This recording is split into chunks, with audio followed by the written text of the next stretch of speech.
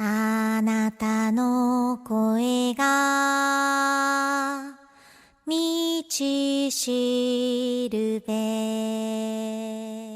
Throughout history, there has been one constant in humanity's nature since the very dawn of civilization. War. Whether it be the traditional wars of imperialist conquest in search of land or wealth, or the ideological struggles of class warfare, nationalism, religious zealotry, and, in the darker periods, ethnic cleansing, humanity has always been more than willing to utilize violence in order to achieve whatever material and political objectives it has. This starts from the national and state level and goes all the way down to gangland conflicts in the microcosm of family feuds. And the saddest truth is that the source of all genuine power in both the natural world and the human one is the ability to use force in order to get what you want. As such, in the entirety of human history, there has never really been a period of continuous peace across the surface of our tiny cosmic home in the Sol system. And it is due to this fact that while it varies in severity and intensity, war is an almost ubiquitous human experience. And as a result, anime touches on war quite frequently, as both a source of inspiration for its narrative conflict, or just as a backdrop for the characters to be involved in. The Gundam series, for example, especially Gundam 00, is known for its commentaries on conflict, as well as its globally famous combat sequences. Meanwhile, Code Geass, or as I like to call it, Reform or Revolution the anime, discusses imperialism and the morality of war and whether violence can indeed be used for a just cause. We can even cite one of the most grandiose epics in our medium, Legend of the Galactic Heroes, or one of the most notorious, the Saga of Tanya the Evil, both of which showing the strategy and tactics as well as the political maneuvering of modern warfare. But there is one show above all others in my mind. One show which handles war better than not just any anime, but I would argue any piece of fiction I have ever read, heard, or even watched. That show is, of course, Violet Evergarden. The reasons for this are numerous, but I think there is one core aspect that makes it stand above all other war stories, and that aspect is the fact that Violet Evergarden is in of itself about war stories. When we learn about wars in history class or while watching documentaries, we are given a dispassionate overview of events, or if we do have personal war stories, they are always told either exclusively from the perspective of soldiers during the battles and the events themselves, or generals and politicians looking at the big picture. But wars are not just battles. Soldiers are not just tools for fighting and dying, they're human beings, and wars are, as a result, a reflection of humanity as a whole. It brings out the very best in some people and the absolute worst in others. Violet Evergarden shows us what we almost never see. What happens after? What happens when soldiers come home? What happens to the millions of families missing loved ones or displaced from their homes? What happens to the war orphans and the permanently disabled when society slowly crawls out of the mangled remains of its once pristine structure? How does anyone cope with all that's happened? The truth is, I don't know. And hopefully I'll never have to know. But if you've watched one of my previous videos, Why SAO is about PTSD, you would know that one of my oldest and dearest friends in the whole world does know. He was a soldier in the US Army. And so instead of me theorizing and talking about a subject I have only cursory book knowledge of, I asked him to watch Violet Evergarden with me so he could give me his thoughts. He has asked, for the safety of his privacy, to not publicly release the recording of his voice or to use his real name, so I will be reading his responses from a dramatized transcript of an interview I conducted with him. His pseudonym is his MOS designation, 11 Bravo, US Army Infantry. He was deployed to the northeastern part of Afghanistan near the border of Pakistan. He was sent on a combat tour, leaving his then pregnant wife behind. This is an uncensored, unfiltered reaction to Violet Evergarden and its portrayal of war and its personal toll from a person who has lived it. From here on out, I will be reading my own questions and his answers. Dramatized, of course. However, the following interview is abridged and reworded to an extent to mitigate the runtime, because the original interview was over 2 hours long. But other than that, no other concessions to production have been made. Okay. Are we recording? Yes, we are. We are recording. Awesome. Okay. Interview time. Whew. You excited? Yeah, just a little bit. Yeah, I guess. It's weird. Just a little bit. Okay, so we're going to do this like episode by episode. So we're going to talk about each episode of Violet and how it plays into your own experiences. So, yeah. Right on. Okay. So, where do we start? Okay, so we start at the beginning with episode 1. Okay, yep. Bring up my notes for a sec. Yeah, okay. So, episode 1 starts with Violet in the hospital, and her boss comes in to discharge her, or her future boss at that stage comes to discharge her from the hospital, and it's basically day number 1 out of the army, or day number 1 back from war, really. She's like, recovering from her injuries and all that sort of thing, learning to write, rehab, all that sort of stuff. So let's start with your first days, both back from Afghanistan and then your first days out of the army.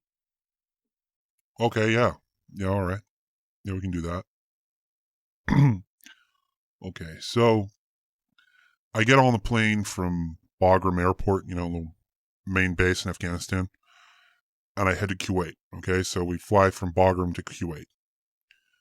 So, I'm on a aircraft from Bagram to Kuwait. I'm on a C-17, and then I catch, normal airliner from Kuwait back to the U.S. Okay, so I get back to base in the U.S. And so I go back into my barracks. I say hi to everyone, and I meet one of my best friends. I won't say his name, of course, but he's been waiting for me, and so he, takes me back to my room and gets all my shit. And I changed into civilian clothes. Like, that's one thing I do remember. I changed when I got to my room. I changed into my civilian. I changed out my multicams for like the first time in 8 months. So the first time since I was in Afghanistan, I changed out of my camouflage clothing. And it's funny. I plugged in my Xbox. It's one of the first fucking things I did because I had to use US internet because I had like a million updates to do on my Xbox and all my games because my connection in Afghanistan was like the fucking worst. Like, we're talking like 1 megabyte. We could only connect to some like Asian or Russian server, and the ping was god awful. So I had to connect it up there. And so I left that running downloads to update all the shit on it. And I was hungry. Like, I was really fucking hungry. I haven't had a decent meal, like a military MRE, all that shit that you eat in Afghanistan. I hadn't had a decent meal in the U.S. yet. So I'm in Texas, so I went to get Whataburger. Fuck, I missed Whataburger. And it was great. We ate together, we hung out, I told him some stories, But, my dad, calls me and says, I've bought tickets for you to get home. So you're heading home this afternoon. So, I love my dad, but fucking really, you know what I mean? Like, I'm an aircraft nerd like you, right? So you get it. But look, I just flown from Kuwait to fucking West Texas. Okay. Like, I just spent God knows how many hours on a plane. I'm jet lagged well fuck, but no, the family want to see me, so, when an aviation nerd gets done with planes, shit's real, but yeah. But anyway, I get on the plane, and I fly back home, like, my family home, and, the whole family's there. Like, everybody's there with signs, flags, the whole 9 yards. My wife's there, you know, it's, I was happy to see them, obviously. Like, they're my loved ones. I really wanted to see them again. But, like, the thing was, it felt surreal. Like I was home, but not home, if that makes sense. I was still on edge. I was not comfortable at all. Like, fuck, I'm in an airport in the US, but it felt, I felt really uneasy. There's all this open ground around me with no cover, and all these fucking people walking around. There were way too many people. I was on edge the whole time. I was not comfortable. I was, staring at everybody, eyeing everybody up. I was checking my corners. Shit. No. Like, it took maybe a whole year for me to sort of adjust back to viewing the civilian world the same way I did before I left. And even now, I wouldn't say it was the same way. Did that feeling of alienation stay with you for a long time afterwards? Yeah. And I still get it sometimes. Like, this was 2 years ago, and I still get it. Not all the time, though, but sometimes. And yeah, like that feeling of surreal non-reality, did it carry over to when you left the army itself? Like when you actually discharged? Yeah. Yeah, it did. You kind of, you just feel out of place, Like, you don't know how the civilian world works. Like, when I was got out of the army, the transition was so difficult. I wasn't ready for it at all. It's a completely different lifestyle. I went from a job that I'd had for 5 years, and now I'm looking for a job, and I'm a dad. I'm a father. How are you supposed to cope with that? You get told, okay, here's how you write a resume, here's how you apply for a job, out the door, see you later, goodbye. And in some ways, even now, I still feel like I'm transitioning. It's a rough one too. It's such a hard process. I don't even know how to explain it.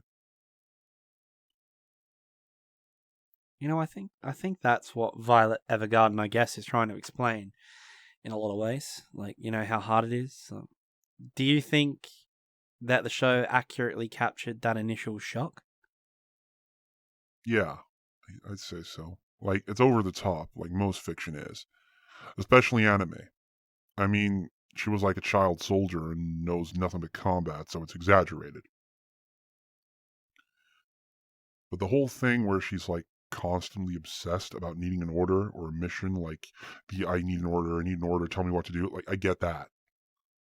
That's accurate. That's a big thing. Because, like, for 5 years, I literally did everything from eating to shitting. Okay, not literally shitting and eating, but you know what I mean. Like, I did everything. Everything in my life was ordered for me. I didn't have to think about it. I do what I'm told when I'm told. And, when you lose that framework that supported you, it's really disorientating. Like, you don't know what to do. I can definitely relate to it, yeah. Yeah. It's like your whole world gets pulled out from under you and you just have to make do with what you got. You're just thrown out there and you just have to deal with it. Yeah, I can see that.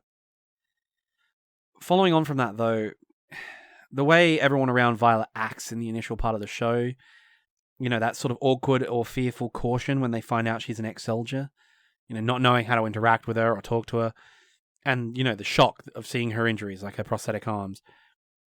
I mean, you don't have any prosthetics yourself, but, is that, that sort of shock when they find out about your service and, when they broach your PTSD, is that something that you experienced or at least saw? Yeah, it is. Like, that bit when Violet goes to get her job, that's something I can definitely relate to. It's obvious to everyone you're not the same as everyone else in the workforce. You kind of like split yourself off because you're different. But the thing is, the general public segregates you as well. Like, it puts you off in a corner. They shove you off in the corner there and don't want to talk to you. And Maybe they don't want it. Maybe it's not that they don't want to, but they just don't know how. They don't know how to deal you or handle you. They just don't understand. Only other veterans really know how. But fuck, like, I wish people would talk to us, Like, how many problems could we solve if everybody talked? As for the shock thing, when they find out about your service, you get it a lot. Like, I didn't lose any limbs or anything, but I know people that have, and yeah, people stare at them all the time. Kids especially, but you can't stop them from staring. You just kind of have to deal with it. But even just talking about it, when you mention you went to Afghanistan, or they ask about my memorial bracelets for my lost friends, the conversation just fucking stops. They pull back, they close up, they just don't know what to say or even how to say anything. And, I'm just sitting here wanting to talk, like, as hard as it is, if people have questions, ask, I mean, we don't want to talk about some things, we will tell you if we don't want to talk about it, but, at least those questions should be asked, even if the answer is no, you know what I mean? Like, fuck, the disconnection, like the separation between the veteran community and the civilian community is huge. And you can see it on people's faces. It's really tough. Yeah, it does seem to be a problem, veterans and non-veterans being able to communicate with one another about, life experiences and stuff. Like, and Violet addresses that quite strongly, especially with her emotionless behavior, because I know that veterans struggle with a sort of being cold and distant, and, that's something that Violet has an extreme case of. So let's talk about that. Let's talk about, your handling of emotions when you got out.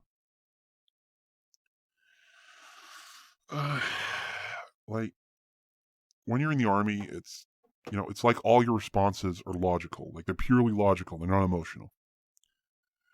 When you're in a shit environment like combat, you violently suppress your emotions. You fucking squash them. You squash those emotions. You smash it. You crush it into a ball. You put it you put it in a corner. You throw it away. Because, if you make decisions purely on emotion in shit situations, people are going to die. Like, fuck, there's an instance on Life, like, you can watch the video, but there's an instance where 3 Marines got killed because one of their friends got hit, and they immediately ran out to grab him without thinking. And, I don't blame them.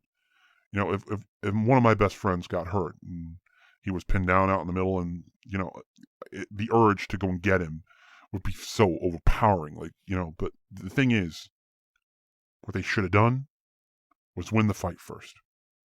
They should have won the battle, killed or ran off the enemy, made sure it's safe, secured the area, and then gone and get him.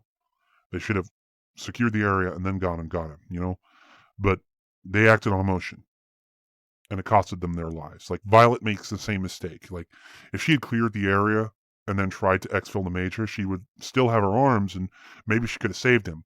But she got emotional. She let her emotions get the better of her, and it cost her. Like, she lost her arms, she's crippled, her Major is dead. That's all down to, letting emotions carry you away. And so it's hammered into you. It's smashed into you right from the start.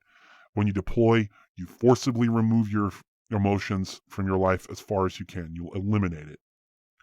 You take them out of the equation. You get rid of them. And honestly, it's a huge fucking problem when you get out. It's one of the main reasons why my marriage failed and why so many veteran relationships and friendships collapse after combat, because people who haven't been there can't understand why you act the way you do, or where your feelings or emotions went.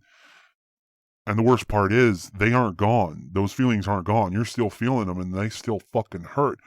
It's just you have no idea how to sort of express them. You don't know how to get them across. So is Violet's experience and behavior, is it accurate? Does it reflect reality?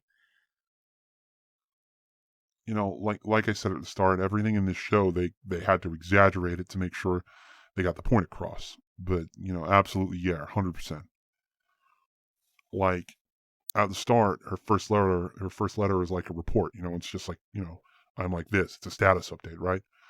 But later, when she's learning her emotions and how to express them, her letters are badass. Why? Because she's developing that ability to get her feelings across.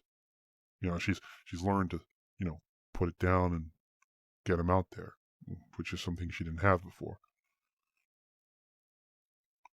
And did you find that you and your comrades had to learn how to feel, or at least learn how to, express your feelings again? How to express them? Definitely, yeah. I mean, I still had a ton of emotions. You know me, right? I'm an emotional. I'm a I'm a fucking enthusiastic guy. But I'd suppress them to all fuck. Like I'd squash them down. Like I'd suppress them. I could sit there with someone crying to me about their problems or screaming angrily at me about me, and I wouldn't even flinch or even empathize. I'd just be like, you done? And it put a huge strain on our friendships and, of course, family relationships as well, aside from my army buddies, of course. And, I still have problems with feeling emotions sometimes. Unless I forget my medication. Like right now. Yeah, like right fucking now. Shit. Oh, shit. I think the only time in the immediate return from Afghanistan when I felt emotions was when my son was born. You know, that was a week of pure happiness and excitement.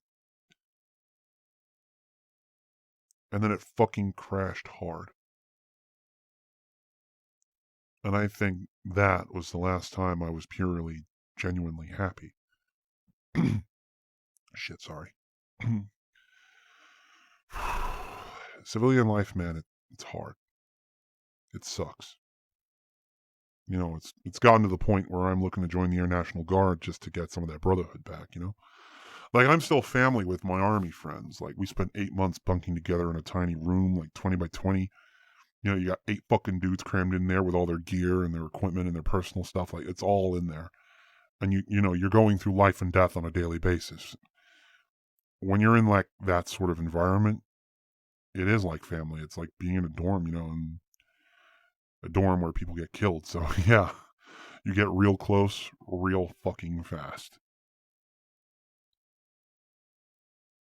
Yeah, actually, that's a good point. Speaking about that, in episode 3, Violet goes to doll school. She's learning her trade, and she ends up helping a fellow veteran in need. We'll talk about school a bit later because you're back at school now, but I'd like to touch on how Violet was able to get through to her friend's brother when her friend, like, his own sister couldn't get through to him. Like, let's talk about that. Like, how deep is that understanding between veterans, that can help them understand? Veterans understand one another in a fundamental way. Like, it's easier for me to talk to another veteran than it is to another civilian. Like, there's a common brotherhood and understanding that civilians just can't tap into. Like, if a veteran doesn't want to talk to a civilian, they just won't talk. They won't. While a vet can go, a vet can talk to another vet and they can get through to him. Like, if my forward observer, my FO from Afghanistan, noticed something was wrong with me, he'd come round to my house, park his ass, and he wouldn't leave until I talked things out with him. And fuck, it's not just your, like, close battle buddies either. Shit, just the other day, I was walking through Best Buy to upgrade my computer so we can, get back into flight sims, so we can go play games again. And I was wearing, my douchebag grunt style t-shirt, the one with the crossed rifles and the fucking American flag, the one. Yeah. Yeah. No one in the store talked to me. Hell, I think they might have even been avoiding me, until I get to the counter. And there's this big teddy bear of a black dude, this big black guy. And he sees my shirt and he looks at me and he's like, yo, you were in? And I'm like, yeah. 11 Bravo Infantry. How about you? And he's like, 68 Whiskey, Combat Medic. And I'm just like, Doc, my man, bring it in. And, we just bro hugged in the checkout line. There's people waiting and we're just hugging each other. And we're like, how's it going, man? I've never met this guy, but we understand, and that's like that's a common bond. That's something that you don't get elsewhere. You don't find that elsewhere. Would you say that that's the crucial key in helping others transition when they get out in the military or when they transition out? Oh, no doubt. No doubt at all. No, it's the biggest support network we have. It's funny, like that episode, like episode 3, the situation in it actually reminds me of a story from a movie. There's a guy stuck in a hole and he can't get out. A priest walks by and the man goes, hey, can you get me out? And the priest, says a prayer for him and says, good luck, son, and God be with you, and then keeps walking. Next, a doctor walks by, and again, the guy asks, help getting out, like, hey, doc, can you get me out? And the doctor writes a prescription for him, a prescription, for sedatives, chucks it into the hole and says, take 2 of these and, you'll forget about being in the hole. You know what I mean? And he just keeps walking. And then finally, another random guy, average dude, just like the guy in the hole, and he comes walking past, and again, the guy in the hole asks for help, and the random guy says, sure, I'll help you out. And then he jumps into the hole with him. The guy in the hole is confused as fuck for a second. He's like, why'd you jump in here? Now we're both stuck. And the guy who just has jumped in, and he says to him, you needed help. You needed help to get out of this hole. And the thing is, I've been in this hole before, and I already know how to get out. Violet, she can get through to him unlike anyone else because, she herself is a disabled veteran. She's been there. Fuck, she is there. So there's like a common understanding there. There's a common bond there that, her sister just doesn't have. Yeah. And it seems like, from the outset of the show, like, she's in rehab in hospital and, her emotionless behavior and, the fact that she spent her entire life in the military ever since she was a kid, she's going to have to endure a long process in adapting to civilian life. A lot of the things she does and says are very distinctly military in bearing, such as, saluting superiors or acknowledging instructions with excessively formal responses. Did you and your fellow vets have like similar habits that carried over? Not saluting, because honestly, that shit gets annoying. And the fact that she kept doing it to civilians bugged the fucking hell out of me. But, again, they needed to demonstrate the phenomenon, so I guess I get why they used it. Most of the time, it's the use of slang. It's the use of terminology. Like, for example, tracking. In the military, tracking means that you're aware of something or you're actively looking at something. Or if you're using it in like a slang term, if someone says like, are you aware of the change to the roster? You can respond with, yeah, I'm tracking. So, I am observing the situation. I understand what's going on. I know what's happening. I once had to explain to my HR lady at work what I meant after I used it to say that I knew what was going on. Like she was talking about, something about roster changes or, there was an event on the weekend and I said, I'm tracking. And, I had to explain what that meant. Like, in terms of, physical reactions, like physical things I do, fuck, I actually have a pretty funny story about that. So, for some dumb fucking reason, and I assume it's due to the health and safety Nazis, it is strictly against the rules to walk and talk on the cell phone while walking, right? So if you get a phone call, you have to stop and answer it. So I'm walking back to work with my coworker friend of mine when I get a call. So I stop and answer it. I'm standing in the middle of the fucking walkway on the phone, right? My buddy, meanwhile, has walked about 20 meters ahead of me before he stops, turns around and looks at me like I'm a fucking idiot, right? But he's a vet too. He was in the Navy. And he suddenly realizes what I'm doing, what's happened. So he comes back and he's like, hey, y'all know you can walk and talk, right? And it took me a second because I'm like, holy shit, I'm a civilian. Fuck, I can do that now. You know what I mean? Like, it's just like the little things. It's the little things you do and say that set you apart, Yeah.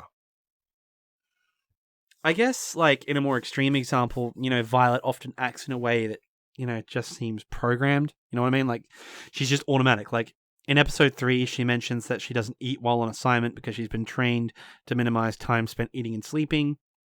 Or in episode 6, when she does eat, she chooses an open location with all-round visibility, stating that when eating or sleeping, you're at your most vulnerable. So it's important to be ready to react. Does the tactical and mission-focused sort of thinking carry over this strong? Is that, like, accurate? Yeah, the training doesn't just go away when you get out. Like, I wouldn't say I'm as hardcore as Violet is, again, because it's exaggerated for the show, but when I go into places for, like, dinner or something, I make sure, like, my back's to the wall, I know where the nearest cover is, and I know where the exits are. And I usually have my sidearm with me, and I'm never in a position where I can't reach it, so I can definitely relate to an extent. The thing that really stands out to me the most in episode 3, though, is the fact that she's, like, the best in her class at practical work. Like, she's perfect in grammar and spelling and has flawless typing speed and efficiency. She's like a machine, sharpened to a razor edge, but it's, like, come at the cost of her emotions. And, that's, like, pretty accurate about how it is when we get back into the workforce or go to college. It's like a pattern you see a lot. Like, the pragmatic side of shit is done perfectly, but the nuances are missing. We've lived like a very black and white existence for a long time, and now we're confronted with, different shades of gray, and, it's a steep learning curve. We don't know how to sort of handle that. There's no yes or no answers in civilian life a lot of the time. So, Actually, yeah, on the topic of learning, Violet really hasn't had any formal education, so her experience is a bit different, but since you've gone back to school, how does it feel being in that sort of environment, with young students and civilians? Like, you've been off to war and seen all this stuff, like, now you're back in the civilian world in a schoolroom. How does that sort of translate? honestly, I find Violet's experience very relatable here because she has, like, seen more shit and done more shit than any of the other girls in the room. And all of the other stuff seems trivial. Like, she's automatic. The reason why her grammar and her punctuation, all that shit's perfect. All of this is, second nature to her. She has had to write reports and do all that stuff, so yeah. She just, yeah. But, all the other stuff, like eating and all that all of that seems alien to her. Like, she's going to school to become an auto memory doll, and I'm going to school to become an aircraft mechanic. But in both cases, we need to do like a foundational course. And the other students either haven't had any life experience or just plain fucking dumb. Okay? Everyone else in class is worried about partying or getting papers in. Meanwhile, I'm paying rent, seeing VA doctors about all the shit wrong with me. And, I'm looking after my son. It's a different mindset entirely compared to the other students. It's not like they don't have drive or anything like that, but they don't have the same mission focus or life experience that veterans do. And that leaves them a bit lacking, if that makes sense, a bit weird, at least to us. I can imagine that would make, a lot of the people around you harder to relate to, which has a lot in common with parts of Violet's transition into civilian life, like building relationships and friendships with her new colleagues. Did you have similar issues? If I really think about it, I think I've made a total of 6 friends since leaving the Army. Not including our online gaming friends, who are awesome, by the way. It's super hard. Like, I was lucky I got a job in a workplace that had a lot of veterans as staff. Like, since it was a military museum, that helped a lot because people understood there. But even so, I still find it difficult relating to and closely befriending people. I mean, fuck, in high school, I used to go through several girls a month and had a huge friend network, you know what I mean? Since I got back, it took me almost an hour to work up the courage to ask this cute waitress out. And the only reason I went out to the bar in the first place was because my brother and his friends invited me.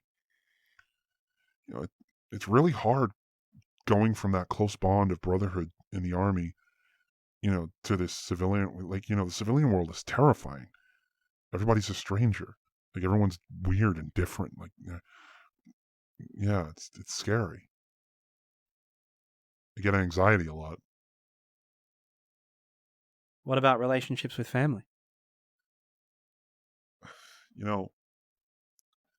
I love my family a lot.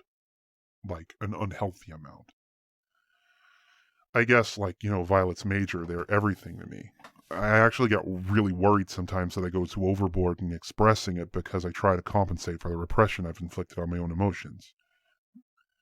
But the crazy thing is, your closer family usually ends up being your brothers in the unit. You get so close in that environment. It's ridiculous.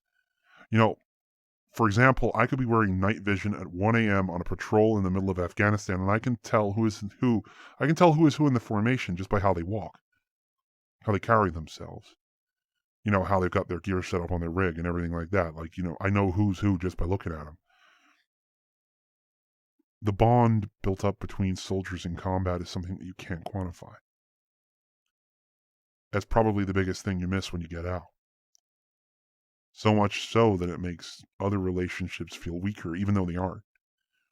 Which sometimes causes a lot of strain, especially in marriages. But you can see it in how Violet feels about the major and how she gets closer to her work friends because, she gets really close to her work friends because they become her family. She's living there with them, and she starts to realize that she loves them, and she's learning to understand that, Yeah, a lot of the episodes of Violet do deal with family and the feeling of loss. But at the end of episode 7 in particular is one of the harder topics to talk about. The effects of combat on people and its harsh realities. Can we talk about that?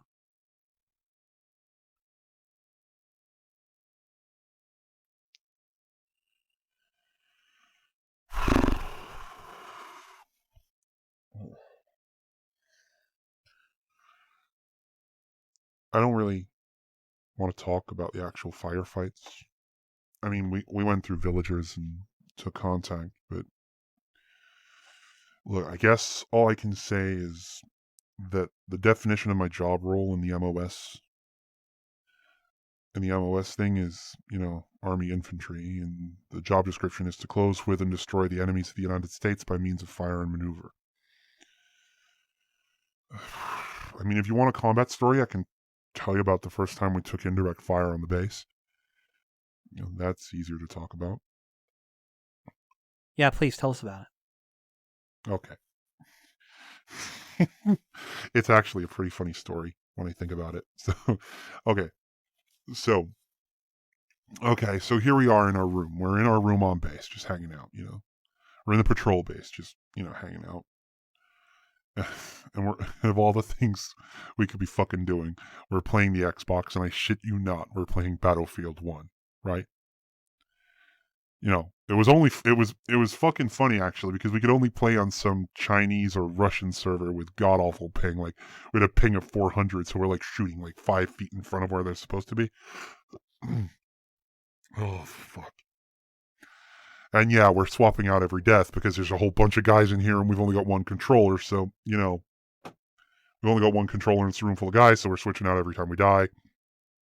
Anyway, here we are, pretending to be soldiers, sitting on our patrol base when we hear the incoming alarm on the opposite side of the base.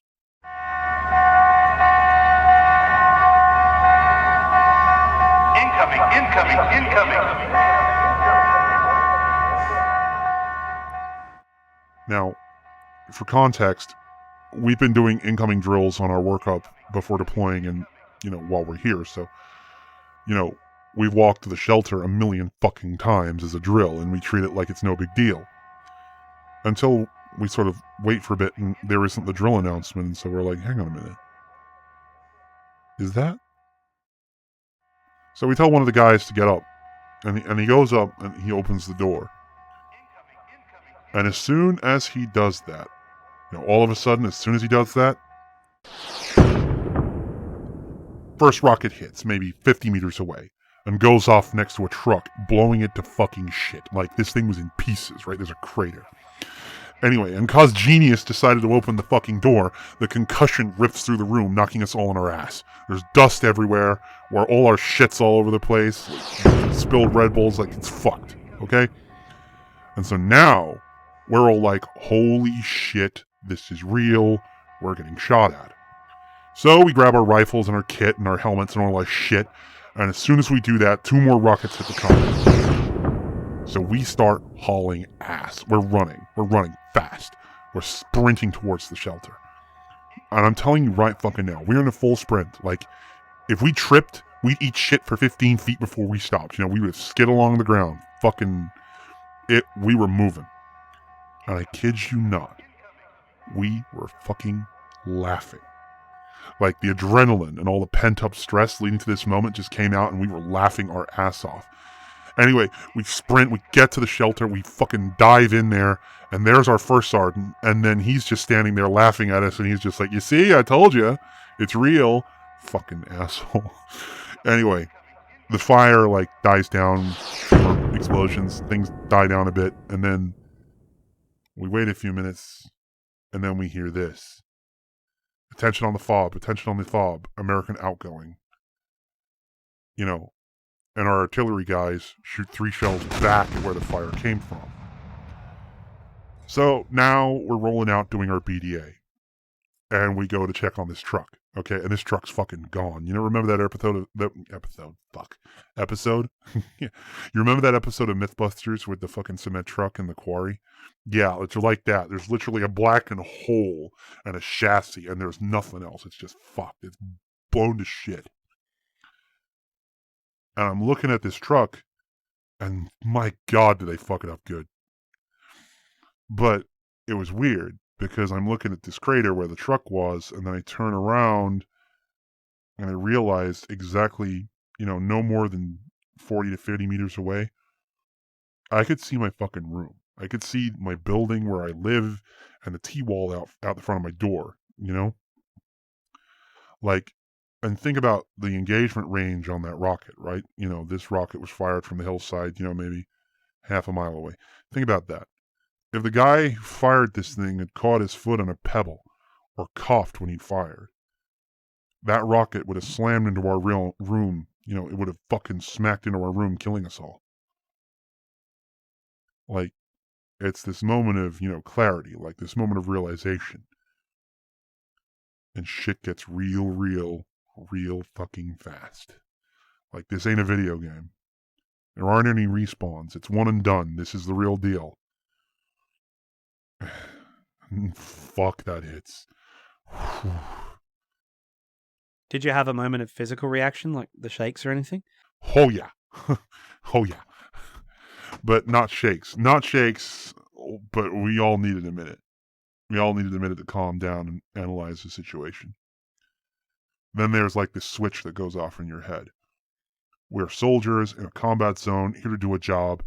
And so we mounted up, rolled out, and checked over the whole base to make sure everyone was all right, and secured the area.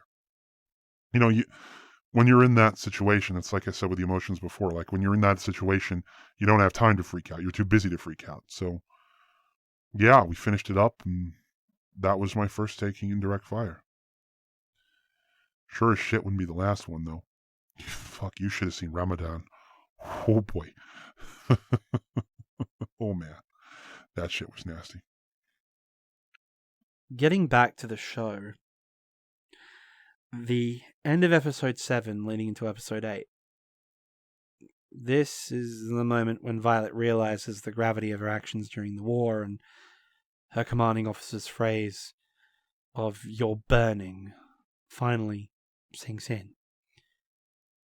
I don't want to ask you this question directly because I already know the answer to it, and I know that you don't want to discuss it. But you defined your job with the army as closing with and destroying the enemies of the United States by means of fire and maneuver. And you closed with and destroyed the enemy. That's your job. And you did exactly that. Is Violet's reaction something you experienced? Did it hit you like that? Yeah. Yeah, it's real. It hit everyone. It hits like a fucking freight train. I mean, to put it in perspective, I only told my dad about those parts literally 2 weeks ago. It's something you carry with you the rest of your life. You go in with this mentality, you have to have it. I'm going home. And the fact is that for you to go home, in most cases, the other guy can't. And if I was put in that situation again, I would do the exact same thing. But I'd be lying if I said that made it any easier. It stays with you and it's always on your mind somewhere. But you just have to accept it.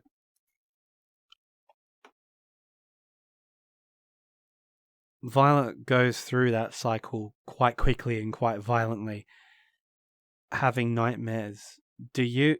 Yeah, the nightmares are constant. I get them all the time. There's one particular one that I keep having, but I don't want to talk about that. But the fact that the show included her having nightmares about her experiences is so important because it's a huge issue. There are times when I have nightmares about the firefights or the indirect fire, and when I wake up, I instantly reach down next to my bed to grab my rifle and my kit, and when I can't find it, I panic and have a brief anxiety attack before I become aware of my surroundings.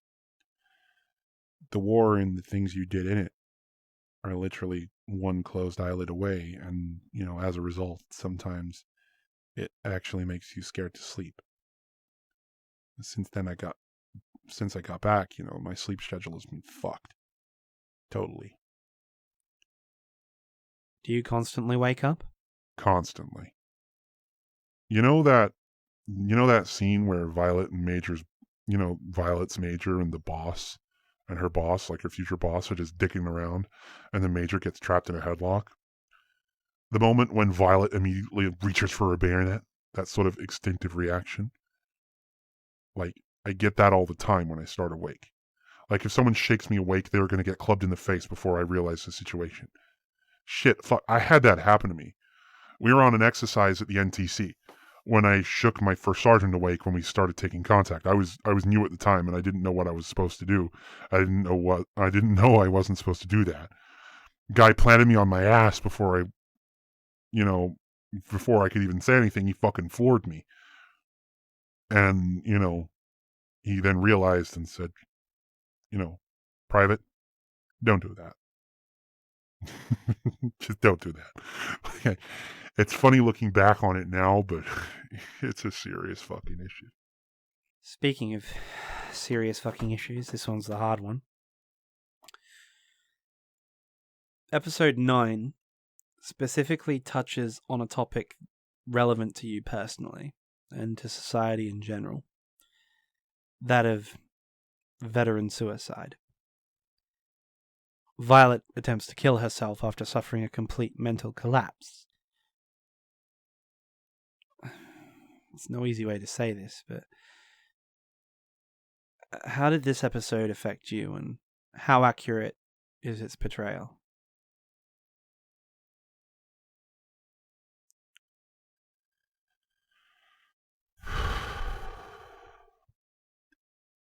This was easily the hardest episode to watch.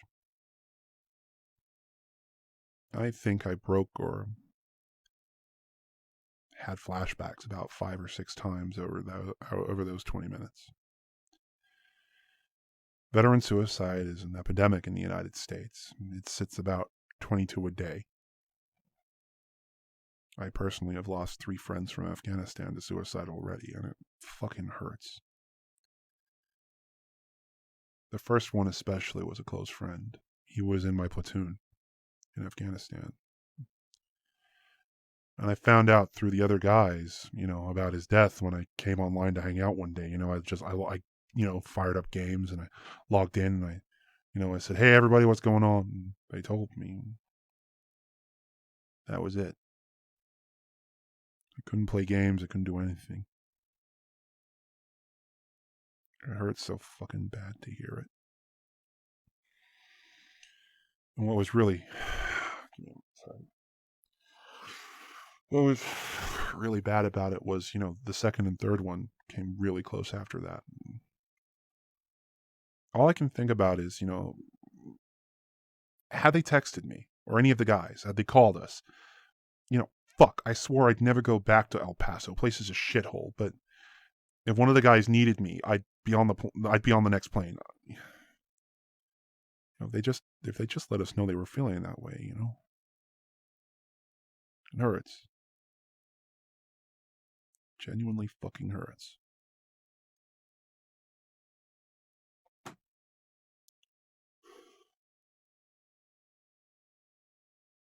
There have been about 3 times that I've contemplated it myself. And I'll sit there and I'll be fucking miserable. You just can't deal with it. You feel alone. And then every time, out of nowhere, it's like telepathic or some shit. One of the guys from the old unit will message me and he'll be asking to hang out or telling me about some cool shit he saw. Or they're calling because they're in a shit place and it like snaps you back. Like the pain is transferred to somebody else. I can't lose another friend. I've lost 5 guys in my army career and I can't lose another. I just can't.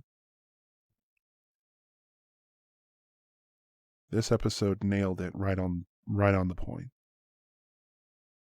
And it made me cry. And I don't want to talk about that. All I'm going to say is that in regards to the after effects of taking lives in combat and veteran suicide, they nailed it 100%. I'll be honest, that's all I really want to say about that.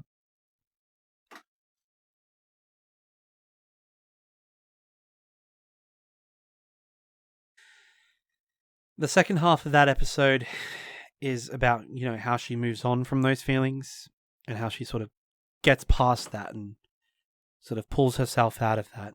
Well, not by herself, obviously, but, she gets through it. Can you talk about how you got through it or how the show handled that aspect? Oh yeah, I can talk about that. No fucking issue. The way they showed that was amazing. And it's 100% real to life. It was her friends. Her buddies reaching out to her. Her boss, being a vet himself, able to talk to her on the level to understand exactly where she is.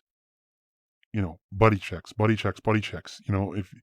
If you see something off with your friends, you fucking ask. You talk to your friends. You write them a letter. You shoot them a message. You let your friends know they're there. If there's one thing you take away from this whole fucking show, it's reach out to your friends when they're in the shit. Be the ones to pull your friends up. It's not just for vets, it goes for everyone. That saves lives. Always check on your friends. Yeah, that's a good answer to that one. Okay, next episode is, I think, episode 10. And we're not talking about episode 10. Because fuck episode 10. Yeah, fuck episode. Yeah, we're not talking about episode 10. Nope, we're not talking about that. We're not. No, we're not talking about that. No, we're not. We're not talking about episode 10. We are not. I refuse to talk about episode 10. Episode 10 doesn't exist. We do not talk about episode 10. We're going to talk about episode 11. Episode 11 deals with Violet, performing medical aid on a combat casualty and failing to save his life, and having to write a letter home to his family for him. Did you ever have to do first aid like this? And further, did you ever have to write a letter? Okay, so I don't have any experience in losing people in combat because we didn't lose anyone. I did have to assist Doc with a gunshot wound to a guy in a Black Hawk. He got hit by ground fire, and Doc and I had to perform combat first aid or march procedure on him on the LZ in the compound. Thankfully, he didn't die. We got him shipped to Bagram for surgery after we stabilized him. Thankfully, I didn't have to write any letters to anybody. That was the boss's job, and he can fucking keep that. He can keep that job. I don't want it. I wouldn't want his job in a million years. I will say that that episode hurt in the way that it always hurts when you lose soldiers in war. Like, it's a second degree of pain, like, it happens and it's sad, but you just don't think about it. Or you just rationalize it as this is war, it's our job, and people die. That's not nice, but you have to think that way, otherwise you'd go crazy. However, all of us did write a letter for our families in case of our deaths. That we did write our own letters. You wrote your own letter preemptively? Yeah, like, it's fucking funny, right? When you deploy, you have to tell a lawyer what you want done with your body. What your will is for all of your shit, all of your possessions, assets upon your, all of your stuff on your death. You have to write it all out. And it's a crazy fucking thing writing your will and talking about your funeral in your 20s. You know what I mean?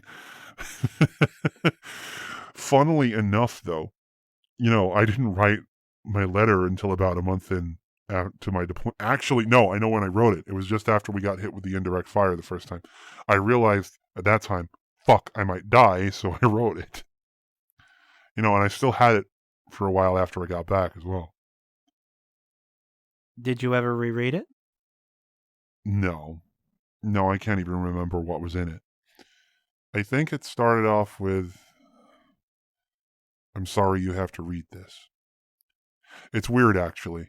I had all my effects and my body listed to be transferred to my dad's custody in the event of my being KIA, because I knew my then wife and my mom would be so traumatized they wouldn't be able to handle it.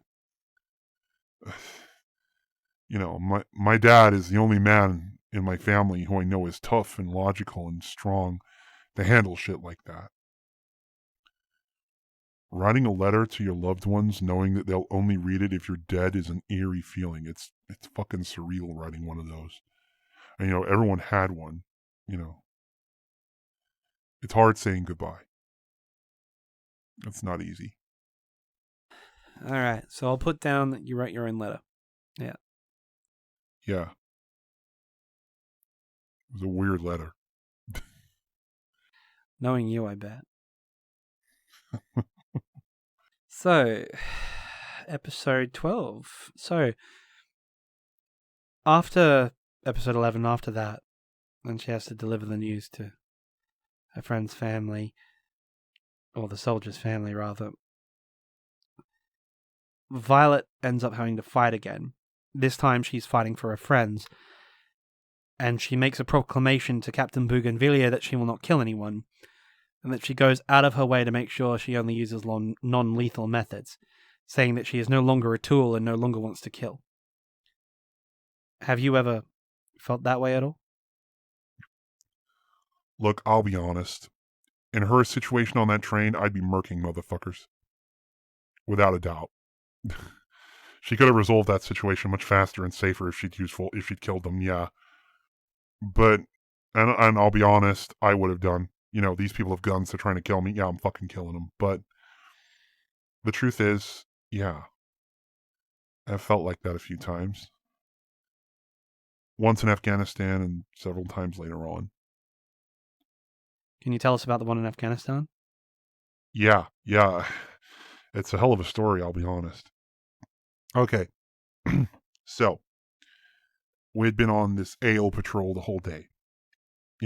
Going around all the villagers, talking to the villagers, talking to the elders, going around all the local areas, checking out all the IED spots, walking around, waiting for someone to shoot at us. No big deal.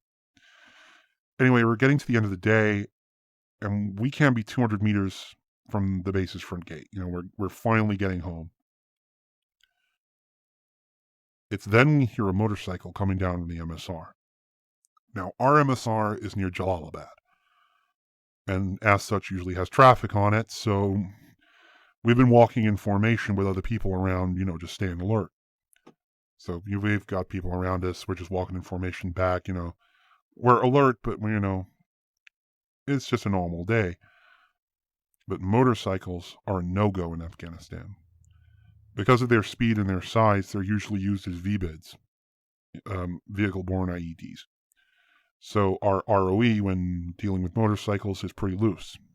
We can shoot them if we want to. And as soon as I hear this thing, I turn around and this motherfucker has driven in between our formation at the back.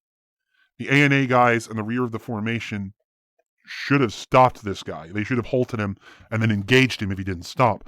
But they have just fucking done nothing, and now this guy is on his motorcycle tearing towards me. Considering that I am near the fucking front of the formation, he's like well inside our perimeter, and standing orders dictate that I should kill this guy. So I raise my rifle, I ensure my safety is off, and I'm aiming down the sights. Fingers coming towards the trigger. I should shoot him. But I don't. I start screaming stop in Pashto. I start screaming at him, stop, stop, stop. The guy sees my rifle, locks his brakes, and stops.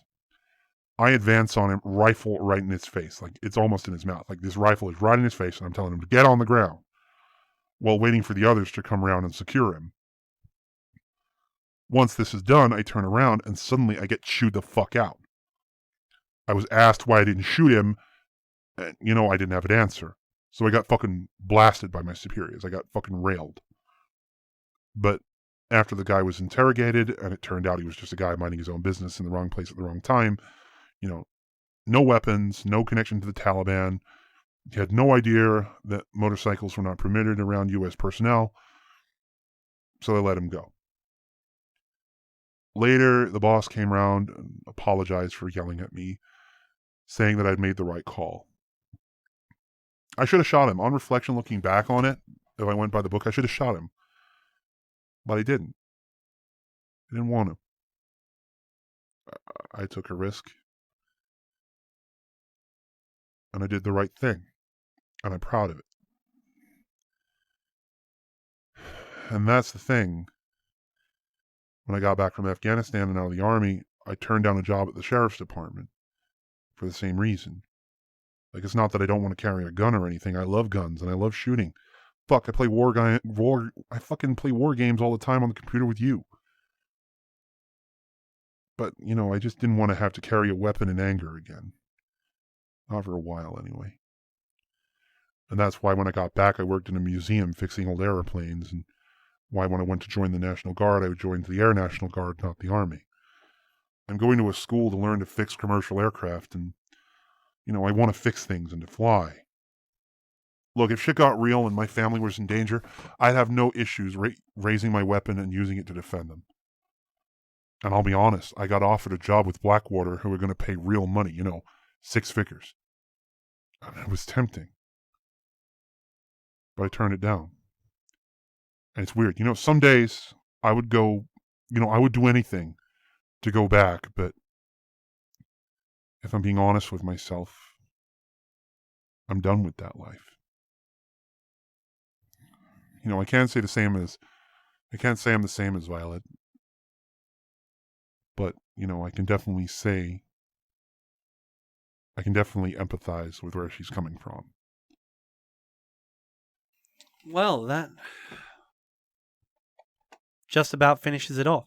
All we've got left is the end. Kind of appropriate that it ends with an air show, considering. Yeah. But you've got back on track. You're going back to school, and your son is 2 now, isn't he? Yeah. Actually, his birthday was just a month ago now. They grow up scary fucking fast. Do you have anything to say about the final episode? All I really have to say is that it sums up how we all feel when we get out. Shit sucks. We've all been through so much. But we keep going.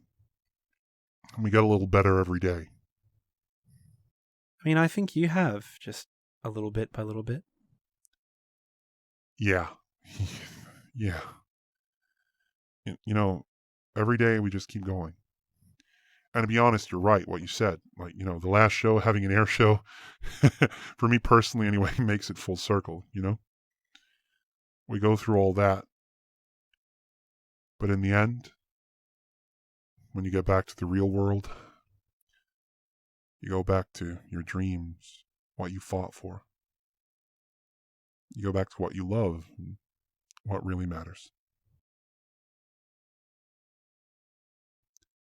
I think we should end on that. Yeah.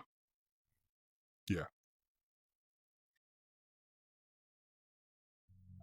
My friend's story is but one of millions shared by soldiers throughout the millennia of human history. The cream of youth who are called by their masters or their nations, their conscience, or simply by their socio-economic circumstances, to take up arms against their fellows to resolve whatever political situation their leaders have found themselves in. There is an old saying that politicians start wars and soldiers end them, and I feel this has a very poignant message. Barring the ideologue fanatics such as the SS, ISIS, or the Khmer Rouge, in almost every case, soldiers are just ordinary young men and women with dreams and aspirations and families and friends and lives like any other, who, due to political and economic circumstances of the times, find themselves killing each other until eventually one side's leaders deem it more advantageous to negotiate. The pain and suffering inflicted on all the people involved, civilian or military, the lasting material and psychological damage subjected to both individuals and society as a whole, the futility and the waste of it all is enough to break my heart. How many young lives, how many innocent lives have been lost to this ultimate weakness of man? Violet Evergarden shows this. It shows this reality better than any other show. No one is left unscathed. Everyone's lives have been affected by the war in some way. Warehouses full of letters with no one to receive them. The endless notice boards asking for news of loved ones who, deep down, they know will never return. And Violet herself has seen things and done things only other soldiers can understand. She lost her only true family and suffered terrible injuries, both physical and psychological.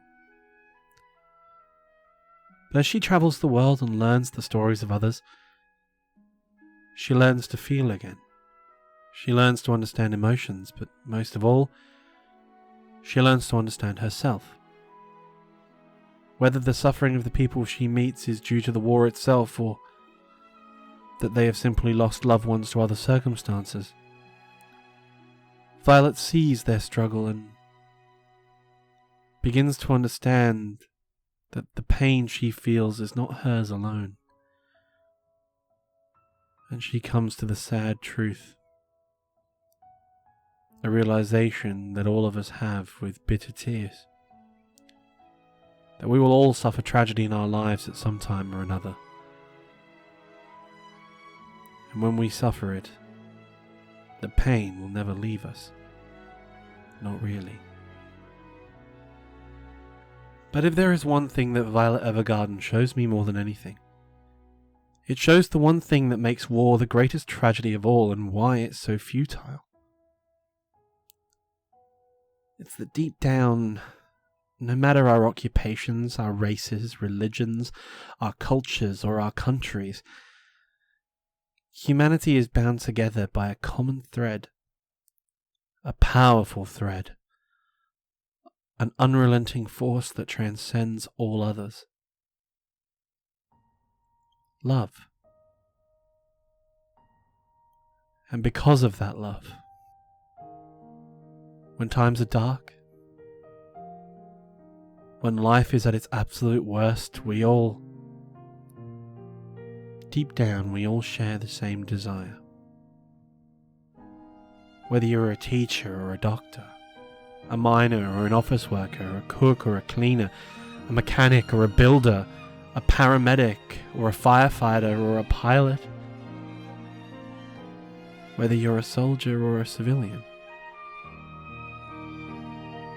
when faced with tragedy and despair, there is one desire buried deep in all of us that we all share.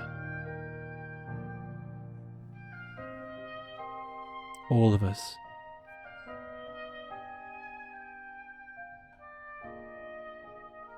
We just want to go home.